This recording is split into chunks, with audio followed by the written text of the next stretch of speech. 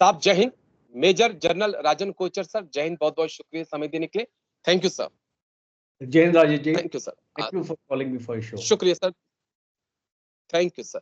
Sir army chief general Upendra Dwivedi sir Japan के दौरे पर हैं, उसी को लेकर मैंने आपसे बातचीत करनी थी।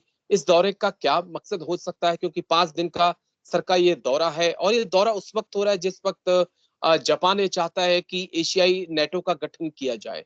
उसी को लेकर मेरे 2-3 सवाल थे, जिस पर मैंने आपसे जवाब मुझे चाहिए होगा और मेरे दर्शकों को। एक लंबा दौरा 5 दिन का आर्मी चीफ का जापान का, क्या कुछ मकसद हो सकता है सर? राजेश जी, बहुत इम्पोर्टेंट विजिट है ये आर्मी चीफ का, जनरल द्विवेदी का। और ये आई थिंक पहली बार आर्मी चीफ जापान जा रहे हैं। तो बहुत इम्पोर्टेंट चीज़ें हैं आज जब हम अपनी फौज के सामने चुनौती देखते हैं। लाइन ऑफ एक्चुअल कंट्रोल पे चाइना के साथ हमारी सिचुएशन, लाइन ऑफ कंट्रोल पे पाकिस्तान के साथ, और बांग्लादेश के जो हालात बदली हो गए हैं। तो भारत को अपने आप को मजबूत करने की ज़रूरत है, और ख़ास तौर पे टेक्नोलॉजी के क्षेत्र में। अभी 2024 इंडियन आर्मी ने डिक्लेयर किया है कि ईयर ऑफ टेक्नोलॉजी असिमिलेशन। इसका ये मतलब है कि जो भी टेक्नोलॉजी फौज में आ रही है उसको समझना और उसको अप्लाई करना हमारे वेपन सिस्टम्स में और हमारे प्रोसेसेस में। तो अगर हम इस चीज़ को बैकग्राउंड लेके चलें, कोई भी दौरा जो होता है उसका एक मकसद होता है, उसका एक एम होता है, उसका एक ऑब्जेक्टिव होता है। तो अगर हम इसको अपना जो एम अपना मान के चले कि भारत अपनी फौज में टेक्नोलॉजी लाना चाहता है और जो भी एग्जिस्टिंग टेक्नोलॉजी है उसको अपग्रेड करना चाहता है, तो अगर हमारा ये मकसद है तो जापान के पास क्या है हमको देने के लिए और हमारे पास क्या है जापान को देने के लिए। क्योंकि आपने देखा होगा ये एक वन साइडेड ट्रैफिक नहीं होता है, ये बोथ साइडेड होता है।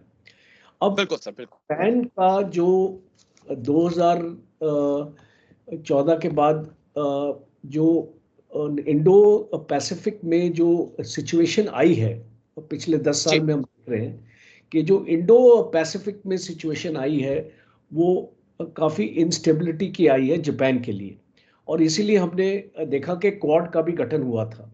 अब जापान को क्या उसकी थ्रेट्स हैं, अगर हम इसको समझेंगे तो हमको बेहतर हमको अंडरस्टैंडिंग होगी कि आज हमारा आर्मी चीफ वहाँ पे क्यों है। जी, जापान की जो नेशनल सिक्योरिटी स्ट्रेटजी है जो 4 साल पहले जापान ने बनाई है, अब जापान का फोकस सेल्फ डिफेंस के ऊपर नहीं है। अभी एक जापान अपनी फौजों को एक अग्रेसिव इंटेंट अपना देना चाहता है कि हम सेल्फ डिफेंस के लिए नहीं, अगर हमको ऑफेंसिव डिफेंस के लिए भी जाना पड़े तो हमको अपनी जो स्ट्रक्चर है अपने फौज का हमको चेंज करना पड़ेगा। तो पहली इंपॉर्टेंट चीज है कि जापान अपने जो डॉक्ट्रिन है अभी वो ऑफेंसिव डिफेंस की तरफ अपना ले गया है।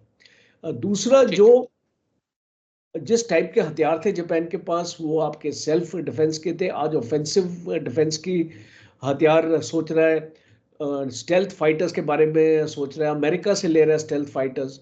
और सबसे इम्पोर्टेंट है कि जापान के पास जो एग्जिस्टिंग टेक्नोलॉजी है स्टेल्थ की, जिसमें बैटलफील्ड कम्युनिकेशन सिस्टम्स, मैं ये मानता हूँ सबसे इम्पोर्टेंट है आज जो टेक्नोलॉजी जापान के पास है, और जिसके लिए आर्मी चीफ वहाँ पे गए हैं वो फौज में बैटलफील्ड कम्युनिकेशन टेक्नोलॉजी लेके आना चाह रहे हैं।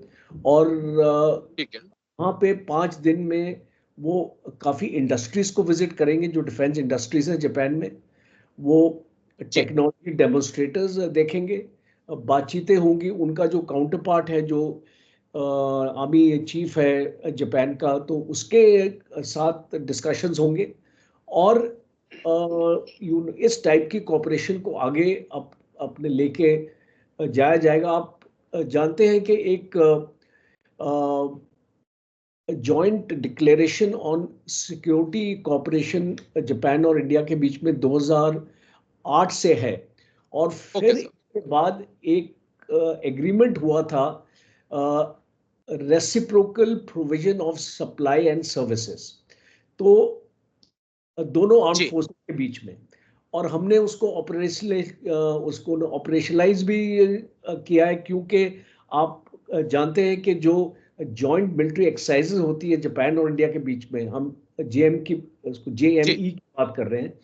अच्छा, उसमें आपने धर्मा गार्डियन की एक्सरसाइज आपने देखी, आपने इसको सी गार्डियन की एक्सरसाइज देखी, और आपने जैमैक्स देखी, आपने मिलन एक्सरसाइज देखी जो नेवी करती है, और एयरफोर्स की भी हमने एक्सरसाइज देखी, इसको ट्राई शक्ति एक्सरसाइज जो भी होती है, वीर गार्डियन एक्सरसाइज होती है जो एयरफोर्स के साथ है। तो जी जी जी। हमने पिछले 5 साल में बहुत ज्यादा इंटरेक्शन देखा है दोनों की फौजों के बीच में, और इसमें मैं इंडियन आर्मी की अकेले बात नहीं कर रहा हूँ, मैं इंडियन एयरफोर्स की बात कर रहा हूँ, इंडियन जी नेवी की बात कर रहा हूँ। तो जब बिल्कुल सर। ये एक्सरसाइजेज हम लोग साथ करते हैं, इसका मकसद क्या है? इसका इसका मकसद है कि हम एक दूसरे की टेक्नोलॉजी देखते हैं, हम एक दूसरे के ऑपरेटिंग सिस्टम्स देखते हैं, और हम कोशिश करते ओके हैं कि हमारी टेक्नोलॉजी उनकी टेक्नोलॉजी के साथ हम उसको मैश कर सकें, हम उसको मिला सकें। और इसीलिए ओके। ये जो 5 साल का जो निचोड़ है, जो हमारी अंडरस्टैंडिंग है जापान की टेक्नोलॉजी के बारे में, ये आर्मी चीफ लेके अपने साथ जा रहे हैं।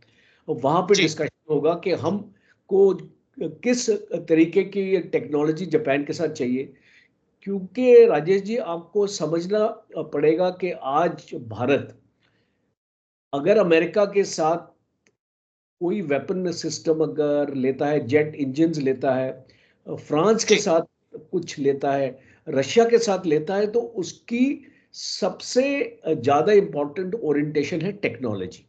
और इसलिए मैं ठीक है सर। मानता हूं कि जापान एक ऐसा देश है जिसके भारत के साथ रिलेशंस बहुत अच्छे हैं, और नो डाउट इसीलिए सर। नो। टेक्नोलॉजी के क्षेत्र में हम आगे बढ़ रहे हैं। और दूसरा इंपॉर्टेंट है कि जापान की जो स्ट्रेटेजिक लोकेशन है इंडो पैसिफिक में, वो बहुत जी मायने रखती है, स्पेशली अगर हमने चाइना को काउंटर करना है। ओके और सर। बस अमेरिका भी एक और। जी और जी बस एक और अमेरिका और। भी जी इसी जी जी सोच के कंप्लीट ऊपर करिए। चल रहा है। हाँ राजेश जी। एक सवाल और जिसका जवाब चाहिए था, क्योंकि हाल ही में जापान के ने प्रधानमंत्री की तरफ से एशियाई नेटो की बात लगातार की जा रही है, लेकिन भारत का साफ कहना है कि हम किसी अलायंस में नहीं जाएंगे। लेकिन जापान चाहता है कि जो क्वेड के देश हैं, खासकर भारत उसका हिस्सा हो। वो चाहता है कि दक्षिण कोरिया हो, फिलीपींस हो, वियतनाम जैसे देश जो हैं जो चाइना से परेशान है, वो एक साथ आए। लेकिन यहाँ पे हम देख रहे हैं कि एक हिचकिचाहट सी है। इसे हम कैसे देख सकते हैं सर? देखिए, आपको अंडरस्टैंड एक्चुअली जो पॉलिटिक्स एक बहुत ही कॉम्प्लिकेटेड चीज़ है अंडरस्टैंड करना, बिकॉज इसमें आपके नेशनल इंटरेस्ट जो हैं वो आपका बहुत इंपॉर्टेंट रोल प्ले करते हैं, जो आपके नेशनल इंटरेस्ट होते हैं। ओके। तो किसी अलायंस में अगर हमको घुसना है, और अगर वो अलायंस, सपोजिंग हम अमेरिका की, एक आपने अभी इसको जिक्र किया, एशियन नेटो में चले जाते हैं, जापान के साथ हम हाथ मिला लेते हैं, फिलीपाइंस जी के साथ हाथ मिला लेते हैं, साउथ कोरिया के साथ हम हाथ मिला लेते हैं, तो इन देशों के कॉमन एनिमीज कौन है चाइना के अलावा? तो जी अगर आप जापान का नेशनल सिक्योरिटी स्ट्रेटजी जो इन लोगों ने 2020 में अपनी निकाली है, अगर आप इसको पढ़ेंगे, तो जापान ने अपने 3 जो थ्रेट्स हैं उसके बारे में जिक्र किया है। पहला है चाइना, दूसरा है इसको नॉर्थ कोरिया, और ओके। तीसरा है रशिया। तो अगर हम एक अलायंस में से चले जाते हैं, तो हमको भी ये एक्सेप्ट करना पड़ेगा कि रशिया भी हमारा दुश्मन है, और जी ये अलायंस आने वाले वक्त में अगर रशिया के अगेंस्ट एक्ट करती है, तो भारत को भी उसमें शामिल होना पड़ेगा। Okay where okay. हम लोग हमारी foreign policy is based on strategic autonomy. और क्यों स्ट्रेटेजिक ऑटोनॉमी? बिकॉज जो हमारे नेशनल इंटरेस्ट हैं वो अमेरिका के नेशनल इंटरेस्ट के साथ मेल नहीं करते। और अगर हम ओके, रशिया को अपना फ्रेंड समझते हैं तो अमेरिका तो नहीं समझता है। तो इसीलिए बिल्कुल, बिल्कुल, हम इस टाइप की अलायंसेस में नहीं आ सकते हैं जिसमें हम अपने दोस्त के ही दुश्मन बन जाए। क्योंकि जैसे बिल्कुल, हम इस बिल्कुल, अलायंस में आएंगे, हमारे रिलेशंस रशिया के साथ खराब हो जाएंगे। और आप जानते हैं कि आज जो हमारी एनर्जी की डिपेंडेंसी है, 70% हमारा जी, जो जी, oil कहाँ से आ रहा है? हमारी जो लेगेसी बिल्कुल। इक्विपमेंट है इंडियन आर्मी में वो कहाँ से आ रही है? इंडियन एयरफोर्स में, इंडियन नेवी में।